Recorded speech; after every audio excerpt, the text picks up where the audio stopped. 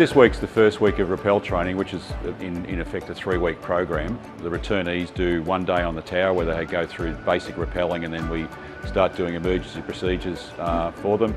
And then the rookies join on the Wednesday and do effectively 2.5 to 3 days of the same, but it's about getting them to a standard where they are consistent, where they are safe, and also then where teamwork really is brought in, because they've got to be able to operate as a team to maintain that safe environment. So week one is always an exciting time for myself and for the rookies. I love coming down, been doing this since 1998. So we start at the top, we start with seats, normal rappel to the ground, and once they're comfortable with that we start building on the program, and that'll involve emergency stops. When if they lose control of the rope, we teach them how to regain their composure and control so they can descend to the ground. If they are irretrievably snagged and can't get to the ground, we teach them a tie-off. That's where they'll come to a stop, put 2 knots in a rope, spread eagle to the dispatcher, which is a certain signal. The dispatcher will give them a cutthroat signal, and then they cut the rope below them and we'll fly away with them and put them down in a safe location. It involves getting them used to the gear, getting them used to all the checks that we do. They do the self-check, then there's a buddy check. You swap gear after some emergency procedures to check that it's all fitting nicely, and yeah, it's all in working condition, operational. So within the program, doesn't mean if it's your first day or you've been here for 10 years, everyone rappels the same, and so the process through those checks, number one is that you hopefully don't miss anything, and the second is that we're just looking for people to be consistent with what they're doing and that everyone's doing it the same. When we're operating in the rappel helicopter operations, when we're in the hover, we're in quite a vulnerable position for a helicopter to be in.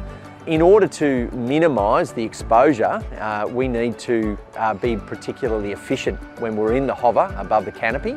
Therefore, having an intimate understanding of the procedures and everyone being on the same page is vitally important to an efficient operation and a safe operation.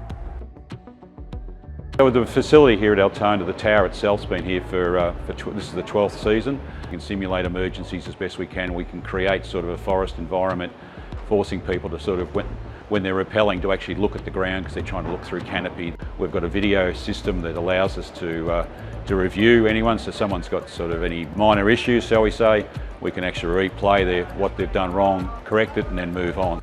Because at the end of the day, there are metrics that the rookies have to meet. If they can't competently and consistently do emergency tie-offs in the tower, then they cannot progress onto the helicopter.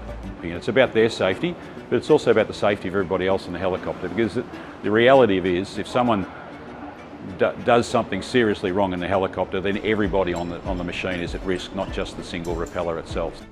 This is the 40th season of the rappel program. The rappel program started in 1985 with the then CF&L. I think we're probably fair to say we're way more professional than we probably were in 1985. It was a little bit agricultural. It was a little bit of the unknown.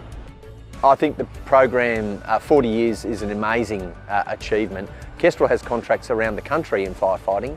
My personal opinion that this capability for Victoria is world's best practice, and it is so suitable to the geography and capability resources of this state. In terms of the professionalism, this is at the standard of the highest military operation that I've seen in terms of rappelling and fast roping. So I'm immensely proud, and we in Kestrel are immensely proud to be a part of this program. 40 seasons, an incredible effort, so I'm glad I'm still around to celebrate it.